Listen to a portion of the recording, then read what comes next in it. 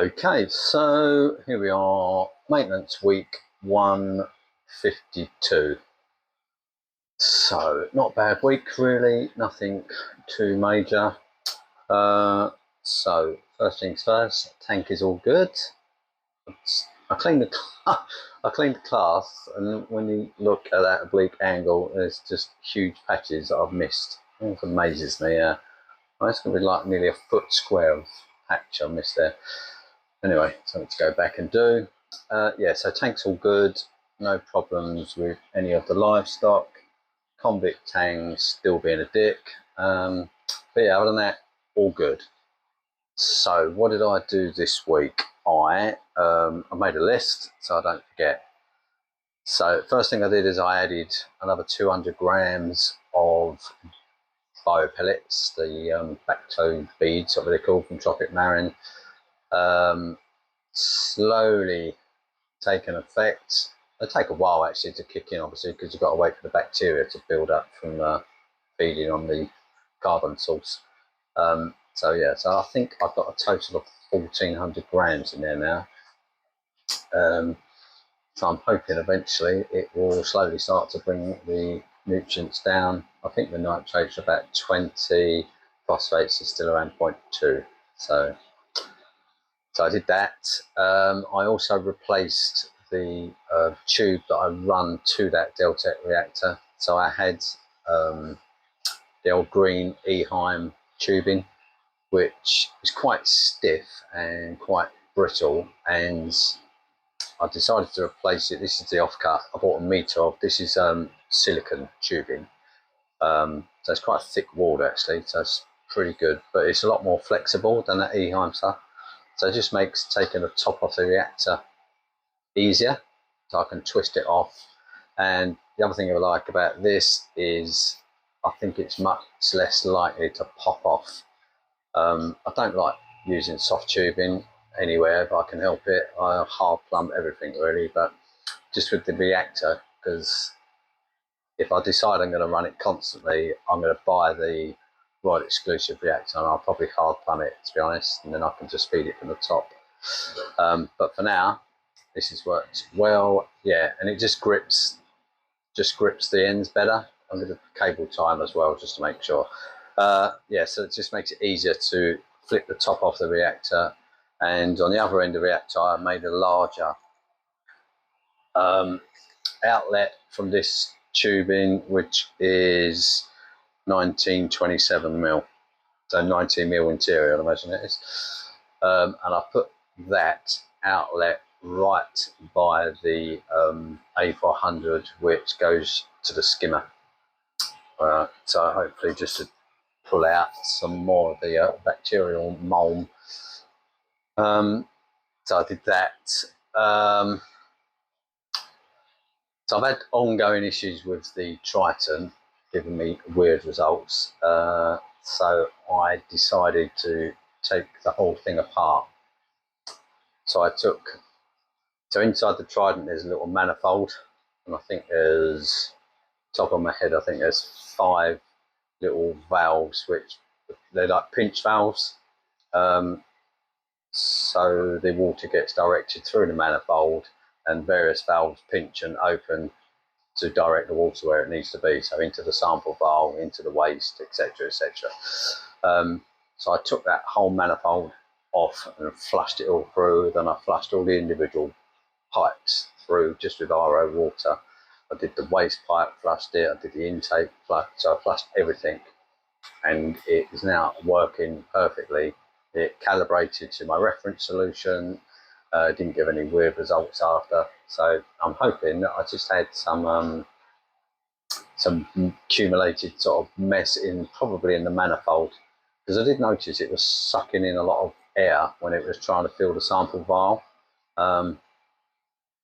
So maybe the tube wasn't situated properly.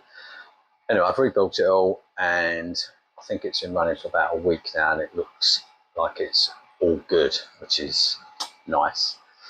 So I've done that. I've cleaned my MP. Well, actually, I've cleaned one of the 3, so I need to do the other 2. So I've cleaned all the MP60s. Now I've cleaned the MP40. I've got 2 more to do, then I know before I go away all the pumps are nice and clean, so they will last until I get back. So I've done that. The ones on the back are a pain in the ass, to be honest, because it's difficult for me to reach.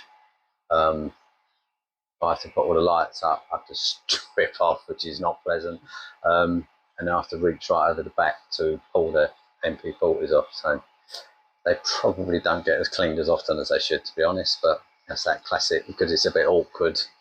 I don't do it as often as I should.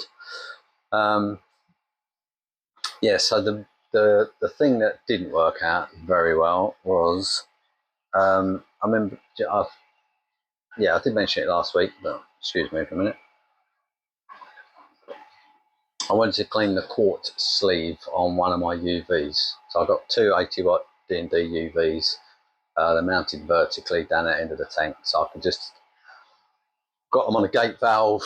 I've also got a flow meter rigged into the plumbing, so I can tell what the flow rate is. So I can shut the gate valve and I can shut the UVs off. So I thought, 5:30 on a Friday, I was just sitting here, I can't remember what I was doing. I think I was just relaxing, really. And like I always do, I sit for about 5 minutes relaxing, then I go, oh, I'll just do that. So I thought, I'll whip that quartz sleeve out, I'll give it a rub with a bit of kitchen roll, and I record last time I changed the bulb in December, it looked a little bit kind of frosted almost.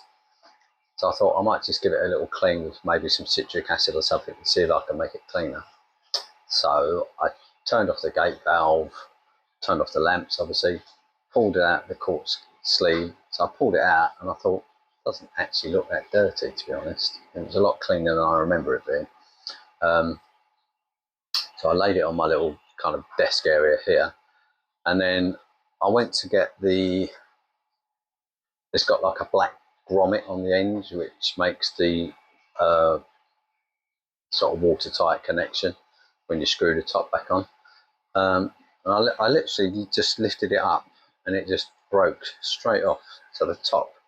So if you look there, I'll put a picture. So yeah, so it just, I was like, I hope you touched it. I don't really know whether it already had a hairline cracking it or what. I was like, shit. So it's now 20 to 5 on a Friday. I just hate having things broken and not working. So I rang my local LFS and I didn't get an answer. So I text LFS, which is AAC, which is probably, well, normally on a good run, it's like 20 minutes in the car. So I jumped in the car straight away. I texted them just to ask if they had them in stock, but I was on the way anyway. 30 minutes later, I wasn't probably more than what would normally take me 5 minutes to drive. So I thought Friday night's not going to work. So I turned back around, and then fortunately H2O rang me back and went, I can wait in the shop if you want to run down and pick one up. So I did that. So I fitted a new quartz sleeve, which you can see there, which is nice and glistening. But I was just like, don't do those sort of maintenance jobs late on a Friday when all the shops are about to close. Stupid. And what's even more annoying is you didn't need it. It was, so basically I've just wasted 55 quid because I broke a quartz sleeve, which didn't need cleaning anyway, so I should have just left it in there. So I'm not even going to look at the other one until the bulb needs cleaning, I don't think. I think the thing is, because I never turn them off, so they run 24/7, so they don't really get a chance to have any build up, accumulate on there, because they've got, I think it's 2,500 litres an hour going through them. I can understand if people that turn them off maybe 12 hours on, 12 hours off, in that 12 hours where the bulb isn't on, you can get an accumulation, just kind of gunk and mould over the quartz sleeve, and maybe that's going to inhibit the effectiveness of your lamp. But I don't do that. So in my head, it tells me, because the UV is constantly on, it's killing everything that goes through there, so it's not allowing anything to build up, certainly any organics anyway, to build up on the quartz sleeve, because it did look very clean. So I'm not going to touch them, I don't think, until I need to change the bulbs. So I'll be able to tell one of, because the one on the left won't have been touched for a year. So if I pull the quartz sleeve out and it's covered in gunk, then I know maybe at 6 months I need to take a look at the bulbs. But to be fair, I don't ever remember pulling them out. But they've been running for three years. Yeah. So this would be next December will be my 3rd bulb change. So I don't ever remember pulling them out and going, oh my God, they're covered. So I think that's my theory anyway. Right, so I think that is it. Yeah, bead, silica nose, quartz sleeve, rebuilt the Trident, clean the MP40s. Yeah, so the other thing is I've done I'm not saying I've done it. So the electrics to this room are now completely separate to the house. They've got their own board. So hopefully the electrics will never have to go off again now, because I can work on anything on the house and these will stay on. So unless I have a mains grid power outage, which I've got that 3 kilowatt battery backup, I should be all good in this room now.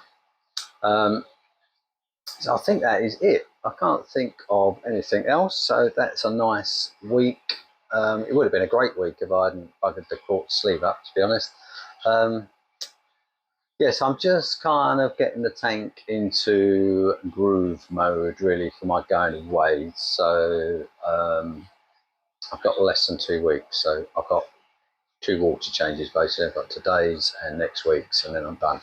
And to be fair, I don't change anything when I go away. My wife will feed the fish and I will measure the food out in pots, label them for every day, morning and afternoon feed.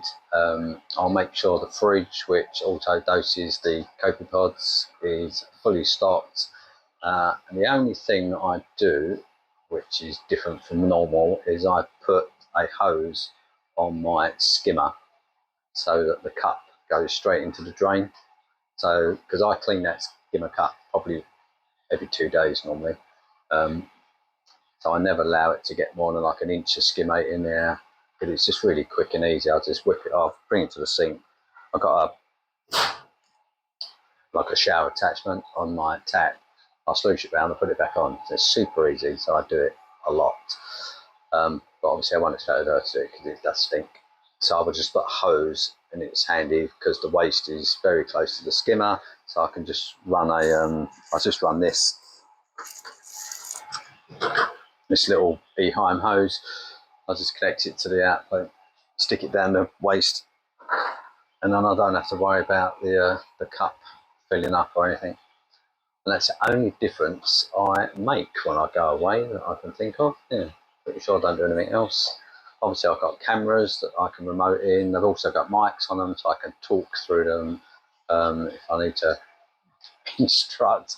Not that it's advisable really, but yeah, so I think that is it for this week. So that's a good week. Tank's looking good. Yeah, don't know how long that was. It was short and sweet really, but that is all I can think of. Yeah, so that is week 152. Nice and simple. I will see you. Oh, always forget something, don't I? So I did a very small thing actually. Is I filled up. If you look there, that is me just putting a jug of. I use this TMC Eco Sand.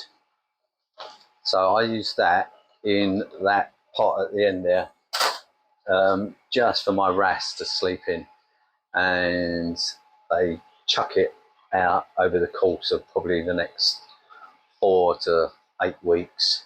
They empty that pot out because they grab mouthfuls of it, and they just, when they burrow into it, they kick it all up and it gets swept all over the tank basically. When I do a water change, I siphon it out and it gets dumped basically. So every now and then I just fill up a jug and I'll refill the pot for them. So I did that this week. So it's probably been at least 2 months actually since I did the last one. I don't know whether they sleep in there or not, to be honest, because I'm never really here when the lights go down. But I think the Iridis wrasse sleeps in. I'm not sure about the Nanardi, since she's quite large. So, but she certainly goes in there the second I fill it with sand. But I think she's more hunting for food than thinking about her sleep. But yeah, so I did that as well. So that is it. Right, Thanks for watching, guys. I will see you in the next one.